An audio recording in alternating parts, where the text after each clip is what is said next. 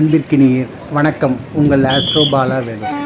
நாம் தற்போது செல்ல இருப்பது தாய் மூகாம்பிகை கோவில், கொல்லூர், கர்நாடகா மாநிலம். இங்கே பைண்டூர் என்கின்ற ஒரு ரயில்வே ஸ்டேஷன் தான் இதுக்கு சர்விங் ஸ்டேஷன். இந்த ரயில்வே ஸ்டேஷன்லேருந்து 31வது கிலோமீட்டரில் கொல்லூர் என்கின்ற ஒரு ஊர் இருக்கிறது. அந்த ஊரில் தான் மூகாம்பிகை அம்மன் நமக்கு அருள்பாலிக்க காத்து கொண்டிருக்கிறார்.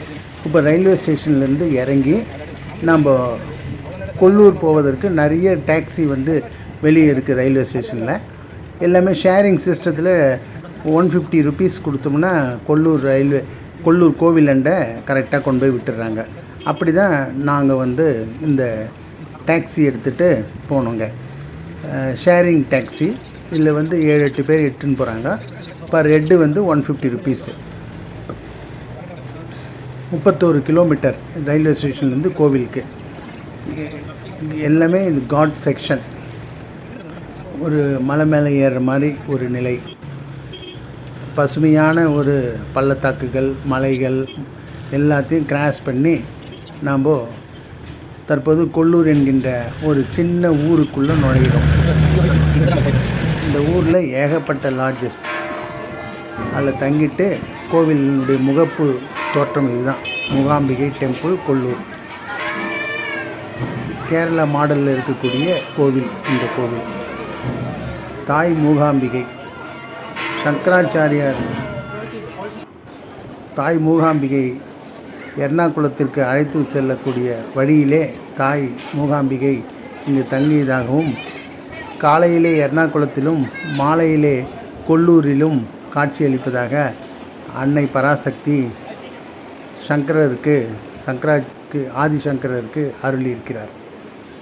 பயங்கரமான சக்தி பீடங்களிலே ஒன்று இந்த தாய் மூகாம்பிகை கோவில்.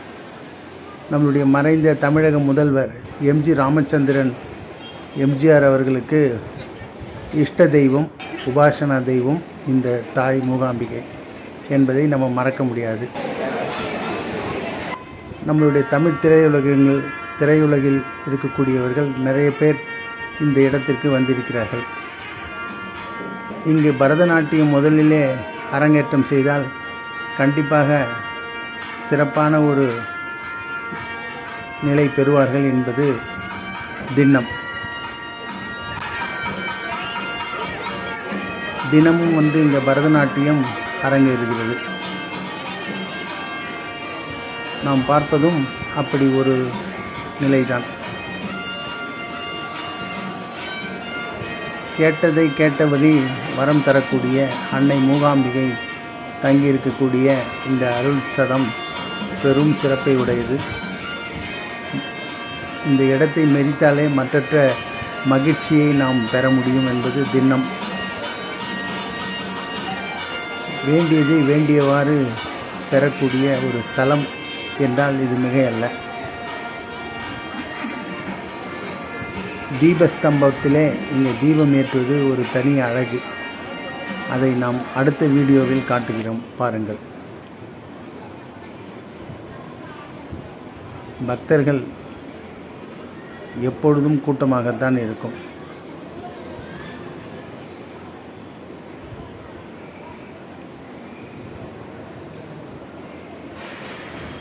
சங்கல்பங்கள் சுவாமிக்கு நடத்துகிறார்கள்.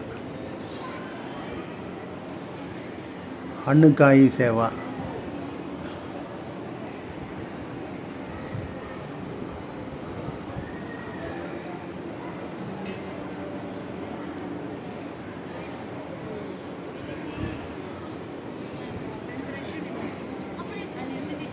பஞ்சலிங்கேஸ்வரம் லிங்கம் இங்கு ஸ்தாபிக்கப்பட்டிருக்கிறது.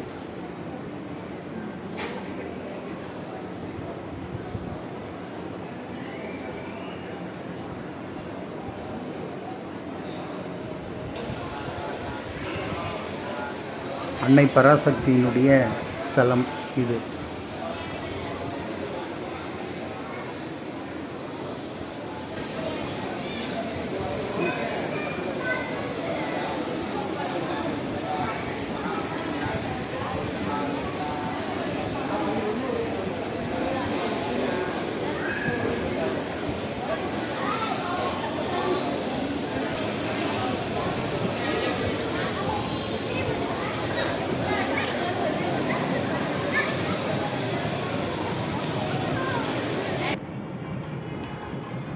ஓம் சக்தி.